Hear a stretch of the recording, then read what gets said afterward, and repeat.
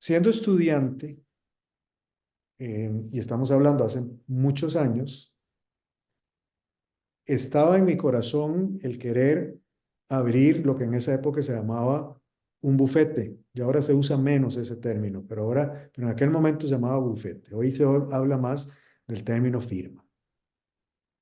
Y estoy hablando en los años 80, en donde las firmas o los bufetes utilizaban un nombre, o sea, el apellido, pues. Entonces era, lo que siempre soñaba era que se llamara Bufete Montejo. Y agregamos el asociados, porque aunque el único asociado era yo, ¿verdad? Y después mi esposa, eh, realmente era importante meterle el asociados. Y eso lo inicio siendo todavía estudiante de Derecho, o sea, terminando la carrera de Derecho. Entonces, ¿cuál es un primer elemento que uno tiene que tener para formar una firma y luego empezar a facturar? Creérsela. Si uno cree en uno mismo, el que cree, crea. Entonces, vas a crear lo que estás creyendo. Pero primero tenés que creer en vos mismo, tenés que creer en el proyecto que estás haciendo.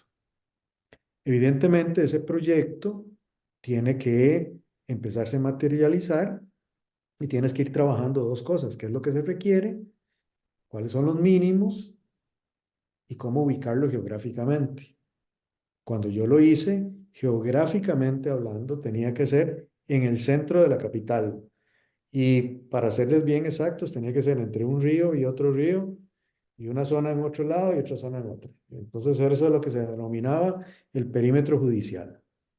Ese perímetro judicial era muy importante porque ibas a estar dentro de donde se pueden hacer notificaciones de procesos judiciales. Entonces era muy importante porque las notificaciones se llevaban físicamente. Van caminando, se lleva y se entrega. Tienes que estar dentro del perímetro judicial. Y tenés que tener cierta apariencia, por lo que no podía ser algo pequeño ni feo. Entonces tenía que ser algo que se viera bonito. Ahora, ¿tengo el dinero para hacerlo? No, no tengo el capital económico para hacerlo. Entonces tengo que hacer mi presupuesto y tengo que ver cuánto dinero tengo que adquirir de alguna manera. Que me lo regalen, que lo trabaje o que me lo presten. Entonces nadie te regala dinero, pues entonces que me lo presten y tengo que trabajar. Entonces tengo que combinar esas dos: el trabajar, ¿verdad? Y el lograr el crédito. Ahora, cada uno se va acomodando como se puede ir acomodando. Uno puede tener un crédito bancario o en una financiera, o puede tener como los primeros créditos que yo tuve, que fue mi tía y mi suegra. Un poquitito de dinero por acá y otro poquito de dinero por acá. Y entonces montas lo esencial en ese momento. ¿Qué era lo esencial? Bueno, pues tener escritorio, tener una recepción, tener un lugar donde pueda sentarse la gente. Ni siquiera se requería una sala de sesiones o algo parecido, porque los podías atender en tu oficina. Entonces ya ahí empiezas a trabajar. Por supuesto que ya empiezas a trabajar en un negativo y hay que tener mucho cuidado en la parte financiera y contable. O sea, uno debe el dinero y tienes que producir para pagarlo y para seguir reinvirtiendo y lo que se ocupe para vivir también. Entonces hay que tener mucho cuidado. A partir de ahí, entonces tienes que empezar a crear clientes. Y ese primer inicio, estoy hablando de los años 80, después podemos hacer un paralelismo con los años 20 del siguiente siglo, ¿ok? Pero en ese momento, ¿qué había que hacer? Hablar. ¿Y hablar con quién? Con los únicos que puedo hablar: amigos y familiares. Y decir que soy abogado. Ya soy abogado y tengo capacidad para hacer esto y acá y allá, y empezarse a promocionar. Si yo hago un paralelismo, pues eso siempre creo que hoy día hay que hablar con los amigos y con los parientes, sin duda, porque siguen existiendo. Pero vamos a tener otras ventajas, y es el poder comunicar a través de las redes sociales, que en esa época no había redes sociales, entonces había que ir al parque o a la iglesia o al estadio para poder comunicarlo, y a los amigos, y a los parientes. Y entonces de 10, eso siempre lo he dicho así, de 10, uno, ¿ok? Uno. Entonces a 10 personas que le hablo, una me va a pedir algo pequeño, pequeñito, pero me lo va a pedir. Si ese trabajo lo hago rápido, bien hecho y a un precio razonable, sin que nunca se baje de lo que establecen los mínimos de ley, te van a recomendar. El asunto es empezar a crear un buen nombre. Y no es fácil, tampoco estoy diciendo que se haga de la noche a la mañana, pero ¿qué tengo? Tengo ya una oficina que tiene un gran rótulo afuera, un nombre, es agradable entrar y encontrarse en una recepción nueva y subir a una oficina que tiene un escritorio nuevo. Pero tengo que seguir. Entonces, pues tengo que tener un primer equipo para trabajar, mínimo una máquina de escribir. Y así se llama, máquina de escribir. Entonces, lo que tengo es una máquina de escribir, pero voy a comprar una muy moderna, que es una máquina electrónica. Y también eso va con préstamo. Eso fue un préstamo de una tía. ¿Ok? Pero ya nos empezamos a quedar atrás con el equipo. Pero tampoco estoy produciendo lo suficiente como para llenarme de equipos. Entonces hay un siguiente paso y es comprar la primera computadora, que eran unas computadoras que tenían una pantalla así de honda, como parecía un televisor grueso, ¿sí? Con eso la encendía, sacaba, después metía el programa que iba a usar, lo sacaba, después metía otro para poder grabarlo. Y eso costó en los años 80, bueno, tengo que decirlo evidentemente en colones, una cifra extraordinaria, 250.000 colones. Para que se den una idea, hoy 250.000 colones es como $500. Entonces era extraordinaria en aquel momento. Y va la compra y ya un crédito con quien me estaba vendiendo, entonces ya había una prenda, ya había que hacer pagos, ya no era el familiar el que me estaba prestando, ya era alguien, parte de la familia que me estaba prestando dinero, ¿ok? Y, y era a 2 años plazo, o sea, era largo y ahora que había que producir eso. Y entonces era una carga más para la firma o para el bufete en ese momento, pero había que avanzar. Entonces, el costo siempre va creciendo, entonces tenemos que ir haciendo que crezca en forma paralela a esos clientes. ¿Qué hacía en ese momento? Además de hablar y de prestar el buen servicio, pues trabajar todo lo que se me presentaba. Por eso yo puedo decir que yo he sido penalista, he sido administrativista, he sido laboralista, he sido abogado de derecho de familia, he hecho derecho civil, he hecho todo, de todo un poco. Porque al inicio uno tiene que hacer de todo un poco, hasta que te vayas acomodando en el nicho que conviene. Hoy día tenemos la enorme ventaja que hay muchísimos otros nichos que no habían en los años 80. En los años 80 era mucho más general. Hoy día uno puede entrar a un nicho tan, tan específico como las telecomunicaciones o el derecho espacial de telecomunicaciones, ¿verdad? O sea, hoy día hay mucha especialidad, así de especialista. Pero en aquella época no, entonces vamos a hacer de todo un poco. Eso tiene la ventaja que entonces te ayuda a conocer mucho más el derecho en general. Y seguir trabajando y seguir invirtiendo en la firma. Y vas a tener que seguir invirtiendo.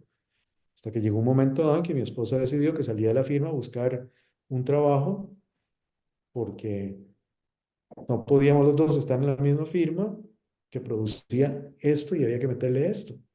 Entonces ella tenía que mantener la familia de alguna manera para poder seguir en la firma, ¿verdad? ¿Y cómo había que vestirse? Bueno, en ese momento entonces había que vestirse con saco y corbata todos los días. No importara que tuviese cliente o no tuviese, pero en cualquier momento llegaba alguien y yo tenía que estar vestido de abogado. Y también tenía que tener bigote, por eso cuando me casé tenía bigote. porque en aquella época era bigote o nada, la barba no se usaba. Había que tener bigote para verme más viejo, que si no parezco un niño, un absoluto niño, pues tengo 20 años, bueno, no 20, 23, 24, 25 años, es un niño. ¿Cómo van a creer en mí? Bueno, pues te dejas el bigote para que te veas más viejo. Y para cuando llegues a los tribunales, te digan, sí, licenciado. Y era un niño que estaba aprendiendo. Y hay un proceso de aprendizaje, es un proceso de aprendizaje duro. Ahora, a partir de ahí, ay, recuerdo también una anécdota muy bonita, que fue donde compramos un equipo nuevo, modernísimo en ese momento. Y era, y recibimos una comunicación que es de parte de una institución con la cual estábamos tratando de trabajar, que decía que nos felicitaba por la adquisición de ese equipo y por el avance tecnológico de la firma. Eso era un fax. Era un sueño que yo tenía cuando era niño, que era algo que uno metía en un lado y salía por otro, ¿verdad? Yo siempre soñé, tenía un amigo en Israel que si uno podía meter algo y salía de inmediato en Israel y no que tuviese que esperar un mes que fuera, un mes que viniera la carta. Pues ya, era un avance tecnológico enorme, que también tuvimos que comprarlo con crédito. Entonces hay que saber manejar el crédito. Lo que pasa es que mucha gente no maneja el crédito bien, entonces se endeuda más de lo que se puede endeudar, ¿verdad? Hay que saberlo manejar, pero el crédito es muy importante para la creación de empresa, tremendamente importante. Eh, y así vamos poco a poco avanzando, ¿verdad? eh, lo que nos empieza a dar oportunidades de ir especializándose un poco más, ir saliendo de algunos temas y metiéndose en algunos otros. Pero eso solo se iba logrando si hacíamos el trabajo bien y rápido. Ahora, hay que tener algunos otros elementos que hay que desarrollar, que tampoco los tiene uno cuando es muy joven, pero hay que desarrollarlos. Cómo hablar y cómo crear confianza en la persona. O sea, la venta que hace un abogado es una venta diferente a la que hacen otros profesionales y es muy diferente a vender bienes. Entonces usted tiene que venderse, o sea, tiene que venderse a uno mismo. Uno es el que se vende. ¿Y cómo se vende? Pues se vende demostrando conocimiento, aunque uno no sepa. Usted demuestra conocimiento y demuestra que cree en sí mismo, o sea, creerse que es un buen abogado. Entonces hay que hacer eso. En aquella época también había algo muy importante y es que empezaban a destacar los abogados que escribían, ya sea que escribieran algún libro, que era muy difícil, o que publicasen algún artículo. Entonces empieza uno a ver qué escribe y cómo lo empieza a escribir en donde esté aportando algo en el campo del derecho. Y el otro paso que se dio fue entrar a la Facultad de Derecho de la Universidad de Costa Rica a dar clases. En ese momento existían solo dos escuelas de derecho en Costa Rica, ahora existen mucho más, pero era una privada y la pública, que es la Facultad de Derecho. Y en efecto entré a dar clases cuando tenía 28 años y como voy al último nivel, entonces los estudiantes, los más jóvenes tenían 20 y habían muchísimos que tenían 30 y 40 años, ¿verdad? Los que se habían rezagado. De manera que la mitad de la clase era mayor que yo. Y era difícil, fue muy difícil lograr que te respetaran primero como profesor, con mayor razón ir con saco y corbata. Pero entonces otra vez hay que dar lo mejor de uno. Entonces hay que preparar muy bien las clases y además mostrar cierta prestancia y además seguridad. Entonces, todos los días que yo iba a dar clases, llegaba una hora antes para prepararla y cuando me bajaba del carro, que era un pickupcito pequeñito, ¿verdad? Era lo primero lo que habíamos podido comprar y yo me bajaba y voy a ir a dar clases y Dios acompáñame, ilumíname, porque ¿qué voy a decir? ¿Verdad? Pero ¿qué causó eso? Que como era el último nivel, los estudiantes se empezaron a graduar muy rápidamente, se empezaron a hacer colegas muy rápidamente. y empezaban a respetarlo a uno y empezaban a hablar de uno. Entonces ya no solo hablaban a nivel de clientes, sino a nivel de colegas. Me conocen como un buen abogado, pero sobre todo me conocen como un buen profesor, como alguien que sabe. Y el conocimiento es lo que vendemos. O sea, al final eso es lo que vendemos. Un conocimiento aplicado, sí, pero es conocimiento. Entonces, cuando uno está trabajando con abogados más jóvenes hoy día, se da cuenta que no conocen y si no conocen, pues tienen que preguntar o hacen las cosas mal. Vendemos conocimiento. Y si la gente cree que yo sé, aunque no sepa, pero si la gente cree que yo sé, pues voy a vender mejor. Pero tampoco puedo jugar con eso, entonces tengo que prepararme más. Entonces, el ser buen abogado implica una preparación constante. Entonces, estar sacando posgrados, ir a seminarios, estar leyendo, saber qué es lo que pasa en el mundo, conocer, saber el tipo de persona que vamos a tener adelante. Y muchas veces, especialmente en aquella época, no sabíamos, porque si hoy me dicen, es que el señor Juan Pérez va a ir a visitar, pues entonces yo entro al internet y pongo Juan Pérez de Puerto Rico hasta que lo encuentre. Ya sé quién es, pero en esa época no. Entonces, como en esa época no sabía, pues tenía que empezar a hablar un poco la parte social para conocerlo, para extraerle cosas. Hoy día las extraemos facilísimo de internet. Usualmente cuando nos vamos a reunir con alguien nuevo, ya sabemos qué hace y cómo es, para lo cual nos permite entonces prepararnos todavía mejor. Porque resulta ser que es John Smith, que vive en Boston, y entonces, pues me imagino que le gustarán los medias blancas de rojo, los medias blancas y los Celtics, y entonces, pues me preparo para ver cómo anda ese equipo de béisbol y cómo anda ese equipo de básquetbol. Y lo peor que puede pasar es que no le gusta el deporte, pero sé quién es el presidente de los Estados Unidos, por lo menos, y qué dice la gente. O sea, se puede uno preparar no solo en materia de fondo, sino en materia general, para lo cual empezás a crear una empatía, que es lo que, es lo que hay que hacer, ser empático. Por eso yo siempre he dicho, póngame al cliente al frente y yo le vendo. Lo que es más difícil es traer al cliente al frente. Eso es lo que es muy difícil. Y ese cliente se trae al frente solo de dos maneras. Del boca a boca, o sea, que otro cliente te lo refiera. ¿Mm? O que alguien en algún campo que ha trabajado con uno lo refiera. Y lo refiere porque da un buen servicio. Entonces no es tan fácil traerlo. Hoy día tenemos la ventaja del Internet en donde nos podemos dar a conocer mucho mejor que antes. ¿Verdad? Entonces ahora, además de ese boca a boca, pues también tenemos la posibilidad de darnos a conocer a través del Internet. En aquel momento sería a través de publicaciones. Entonces, de repente cae en manos de algún abogado una publicación, pero eso no necesariamente me trae clientes. Bueno, pues entonces esto es un proceso donde se va creciendo poco a poco y entonces pasamos de tener una secretaria a tener una secretaria y un asistente. Ya después, entonces, vamos a tener un contador externo, no interno, pero un contador externo. Y como las cosas van cambiando, después de que apareció el fax, entonces la Corte Suprema de Justicia decide que ahora se puede notificar por fax, entonces se acabó el perímetro judicial, entonces ya podemos salir a lugares más bonitos, o lugares más cómodos, o lugares que la gente le guste llegar, o que haya más parqueo, entonces salgamos y vamos en una constante evolución. Y así hemos ido, en una constante evolución.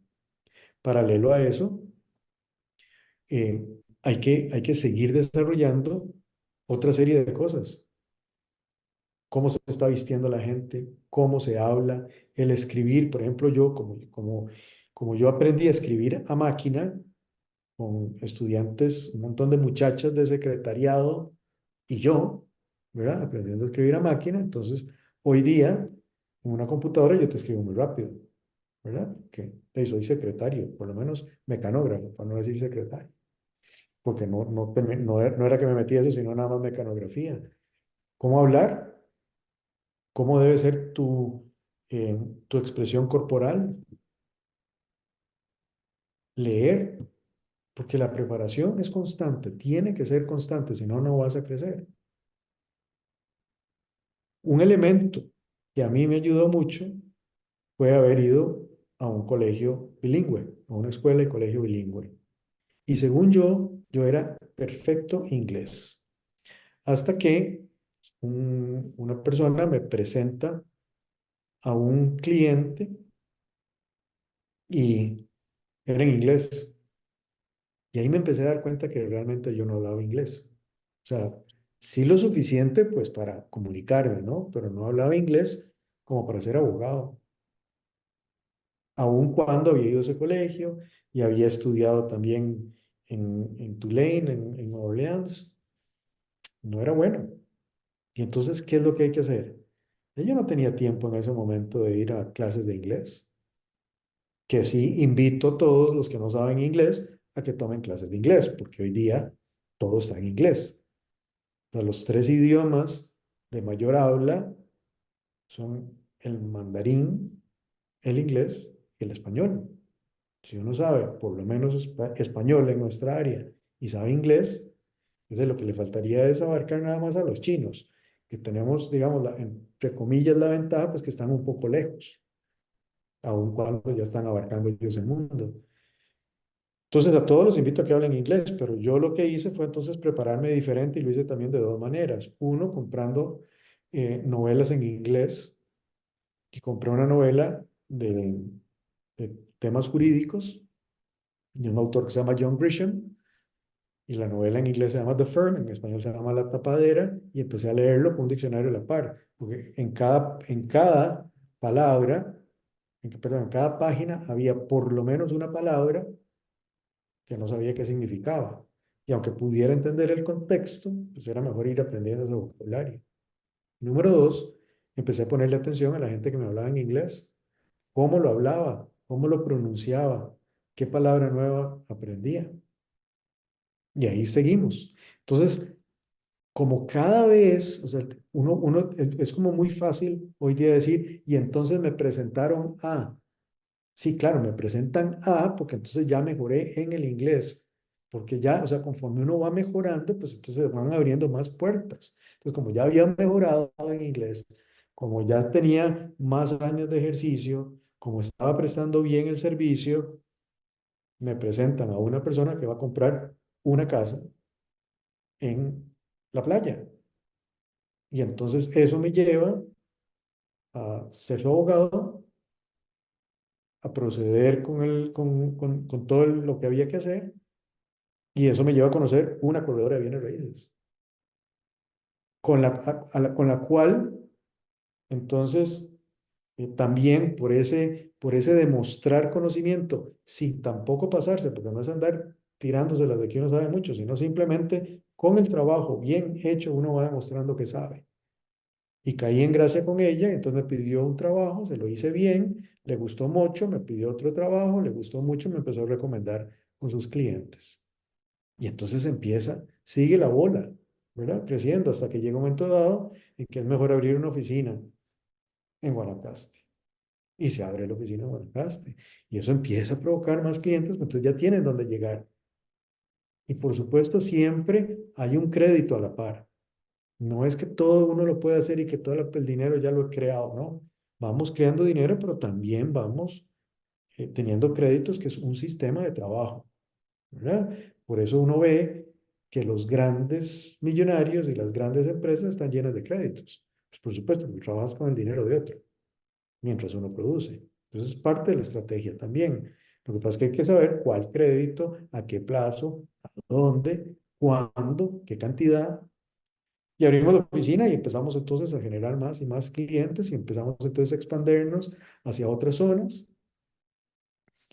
Eh, y entonces eso genera que se conozcan clientes ya de mayor capacidad económica, porque en ese estar circulando ya empieza a llegar gente que tiene más capacidad y que está haciendo cosas más grandes. Entonces ya en un momento dado tenía desarrolladores que querían trabajar conmigo, tenía extranjeros que estaban comprando propiedades caras o que iban a hacer un hotel. Entonces empieza uno, por un lado, a establecer nichos geográficos, por otro lado, a establecer nichos específicos de materia y por otro lado también ampliarse en otros, porque por ejemplo yo me empecé a especializar en derecho corporativo y en derecho inmobiliario, ya no hacía penal, ni familia, ni todo lo que les he dicho anteriormente, pero, pero sí empecé a estudiar un poco más sobre derecho de turismo o derecho ambiental, porque van muy unidos a estos temas. Entonces tengo que seguir estudiando y aprendiendo sobre esos otros temas. Hasta que también al tener todo esto que va creciendo con los años, se presenta la oportunidad, porque ya además todo va cambiando, todo fluye, y ya se presenta la oportunidad de unirse a una firma más grande. ¿Por qué? Porque ya la firma boutique se está quedando corta, porque ya todas aquellas personas que antes lo que querían era nada más comprar un terreno, comprar un apartamento, y ahora han ido montando negocios, tienen un problema laboral, etcétera, etcétera. Tienen un montón de cosas que quieren hablar con uno y ya uno tiene una especialidad. Ya ahí sí, ya has llegado a la especialidad. Entonces, son esas alianzas que se van creando, alianzas internas y externas. Entonces, aunque ya tenía en pequeño esas alianzas, ¿ok? Eh, por otro lado, eh, el crear alianzas de afuera, ¿verdad? Me ayudaban mucho, alianzas en temas que yo no conocía del todo, topógrafos, ingenieros, evaluadores.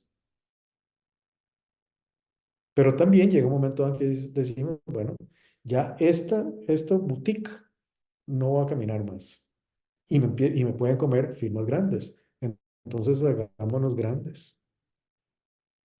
Tengo dos posibilidades: seguir luchando yo solo con el equipo que tengo para hacerme más grande, o hacerme más grande uniéndome. Hay muchísimas etapas en la vida, muchas.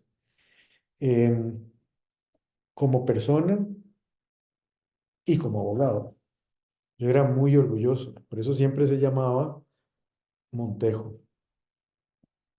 Fuera Bufete Montejo, Montejo y Asociados, Montejo and Associates, Montejo Law, porque iba cambiando dependiendo de las circunstancias, dependiendo de la marca que ibas creando en un momento dado. O sea, por supuesto que al inicio, en los años 80 y 90, no existían las marcas personales. Pero ya en el año 2000 en adelante sí, entonces hay que ir creando logos, ir creando nombres, etcétera. Y siempre era Montejo, siempre. Y yo me sentía muy orgulloso. Eh, y tal vez de las decisiones más difíciles a la hora de fusionarse, que es algo que existe hoy y que se da todos los días en el mundo, fusiones y adquisiciones, a la hora de fusionarse pasaba de ser cabeza de ratón probablemente a ser cola de león. Tenía que tomar la decisión de en cuál de los dos quería, cabeza de ratón o cola de león. Pero, nuevamente, me causa, me causaba mucha tristeza. El ego estaba muy mal herido de tener que dejar a Montejo. Pero al mismo tiempo ya esos orgullos los empiezan a poner a un lado y dice, bueno, ¿qué es lo que quiero en mi vida? Pues ya estoy mucho más maduro, ¿sí?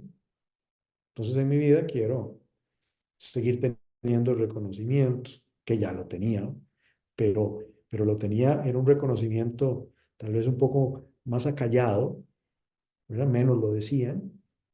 Eh, el reconocimiento era a tal punto que a nadie le interesaba que yo me fuera a trabajar con ellos o ellos trabajar conmigo, porque es el profesor Montejo y le va muy bien además, lo cual sí es cierto, me iba muy bien, pero necesitaba hacer ese cambio de aires. Y entonces en esas alianzas externas que se hacen, pues empiezo a conversar con un colega, amigo, y decidimos fusionar. Ellos eran una firma un poco más grande y decidimos fusionar. Y en ese momento me fusioné yo y se fusionó otra firma de la playa también. Y empezó a crecer. Y de ese momento, ahora, pasamos a ser una de las firmas más grandes del país. Ahora, no lleva mi nombre. Sí, no lleva mi nombre.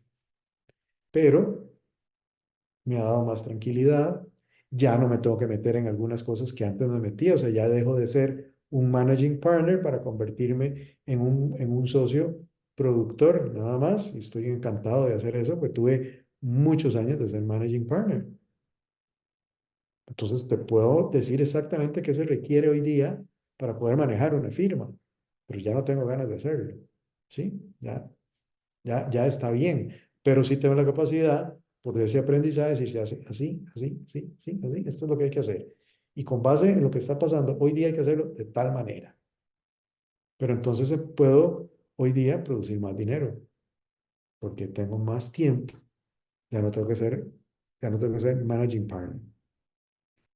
Y a partir de ahí también, al poder entonces estar produciendo más dinero, ¿por qué puedo producir más dinero?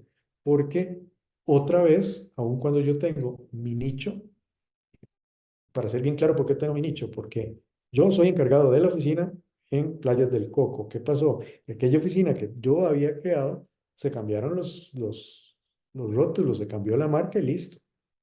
Siga manejándola, eso es suya. ¿Ok? Entonces, sigo encargado de eso.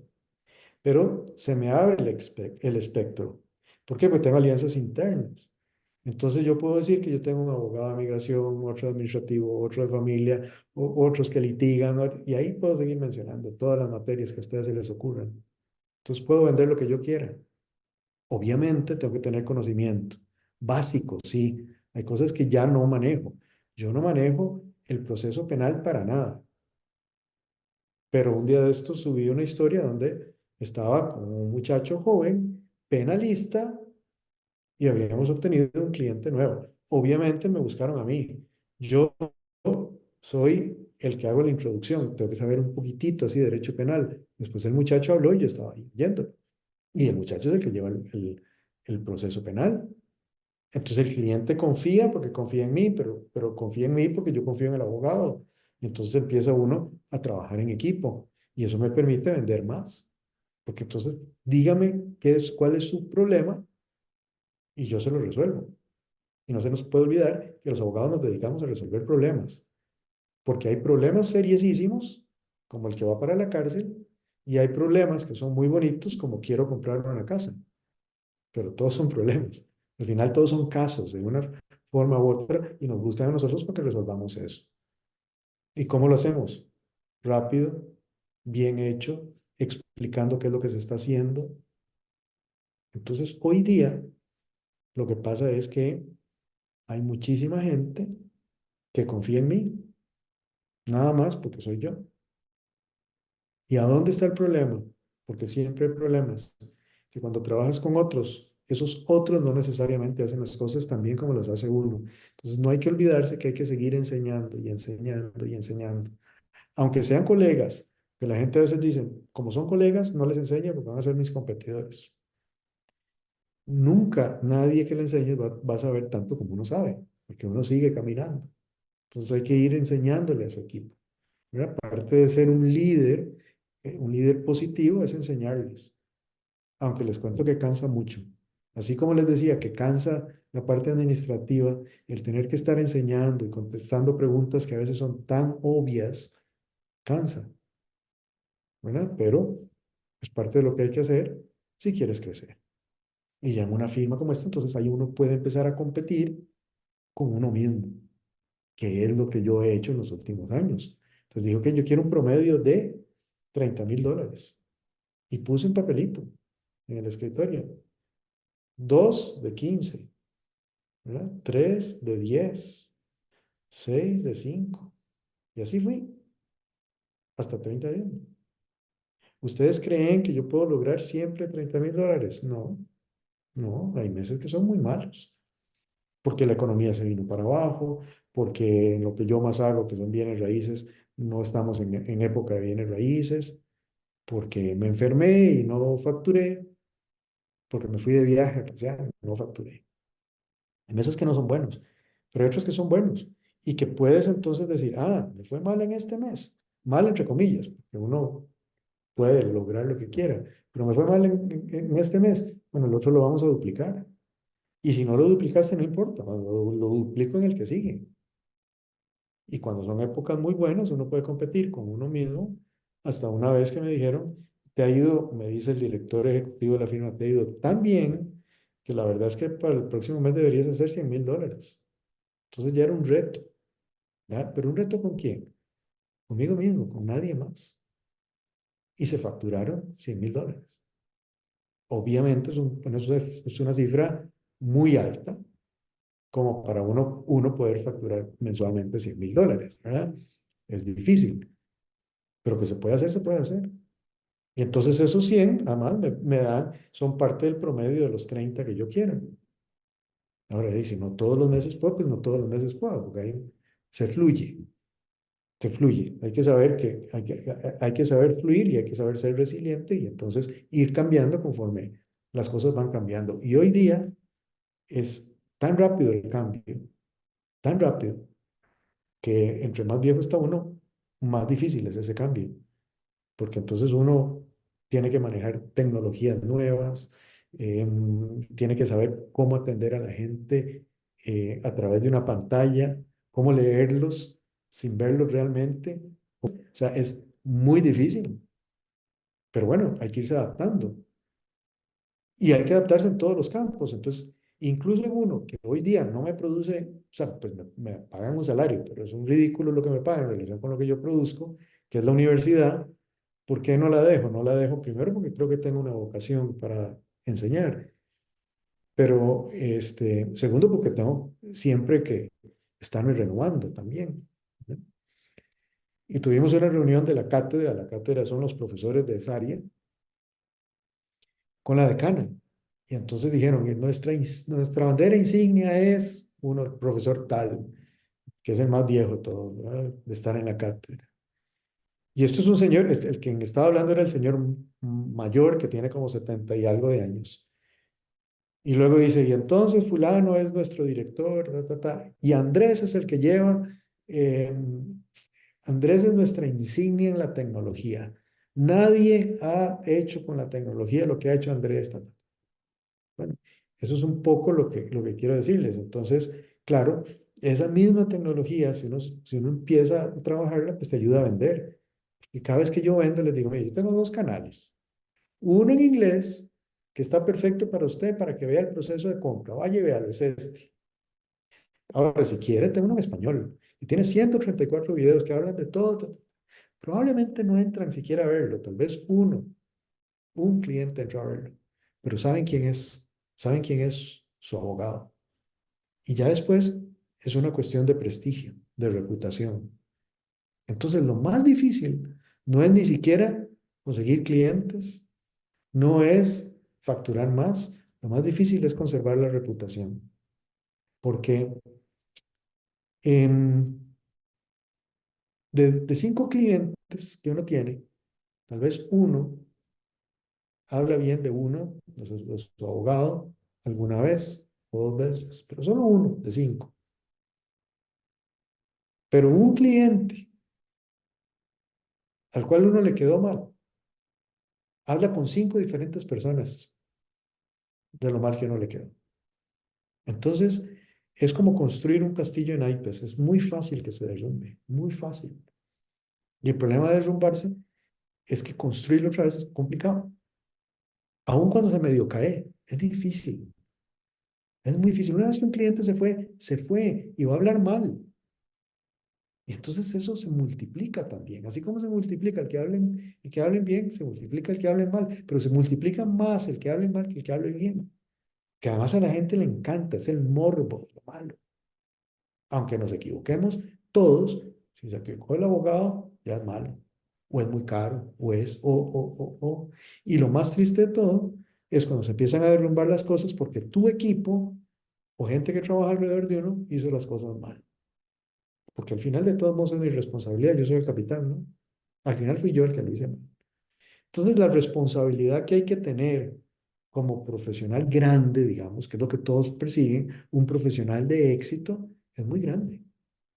Porque además, ¿cómo logras todo eso? O sea, además, no tenés conocimientos, la mente te empieza a fallar, no tienes buena salud, no comes bien.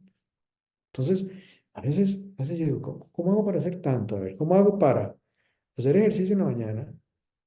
Además, tengo que preparar comida que sea adecuada, comer en varios tiempos, porque hay que comer en varios tiempos, atender al cliente de inmediato, no fallarle al cliente. Pero hay que trasladarse también y hay que dormir por lo menos 7 horas mínimo. ¿A qué hora? ¿Cómo lo hago? Pues agendando, entonces no queda más que agendar. Y eso provoca estrés. Y el estrés es la peor enfermedad que hay hoy día. Entonces haga más ejercicio para que elimine el estrés. Porque si no, entonces al final, tenemos que entender que esto es una integración de todo. ¿Ok? Todo está integrado. Todo está integrado. Eh, esa parte, entre más joven es uno, más le cuesta. Por eso lo resumo al final diciendo, bueno, si estás bien de mente, estás bien de cuerpo, estás bien de espíritu, pues lo demás te puede ir bien. Y ese bien es en, en poder, eh, en poder lograr entonces lo que yo he denominado el método SPEM, que es estudiar, ¿verdad? Primero, pues si uno no estudia, no hace nada. Soñar, porque uno tiene siempre que soñar. Planificar, luego ejecutar, y con eso lo que vas a hacer es monetizar. SPEM. Pero, ¿cómo hago para estudiar si no estoy bien de mente y de cuerpo? ¿Cómo hago para soñar si estoy pensando en una serie de problemas y cosas? O estoy mal del cuerpo, estoy enfermo. ¿Cómo hago para planificar o ejecutar así? Entonces es más difícil, es mucho más difícil monetizar.